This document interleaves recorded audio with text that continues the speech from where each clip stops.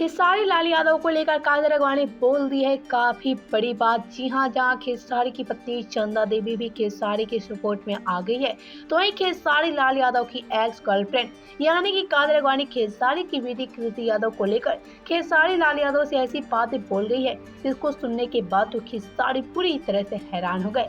पहले तो वीडियो में आगे बढ़े उससे पहले वीडियो को लाइक और शेयर करना बिल्कुल भी ना भूले। तो आपसे एक कॉम जाने की काजल अगवानी खेसारी लाल यादव के साथ पूरी तरह से आ गई है। जी हां, काजल अगवानी भी खेसारी के सपोर्ट में आ गई है और वहीं खेसारी लाल यादव के साथ पूरी तरह से आ चुकी है काजल अगवानी। आपसे एक कॉम जाने की अब काजल अगवानी खेसारी की बेटी कृति यादव को पूरी तरह से इंसाफ दिला के रहेंगे। जी हां, काजल अगवानी जहां खेसारी से पिछले साल विवाद कर लिया था, तो सभी को ही लग रहा था कि काजल अगवानी कभी खेसारी के साथ नहीं आएंगी, लेकिन आज काजल अगवानी अपने पुराने विवाद को खत्म करके खेसारी के सपोर्ट में उतर चुकी है और ऐसे में आज काजल अगवानी खेसारी के साथ भी नजर आने लगी है।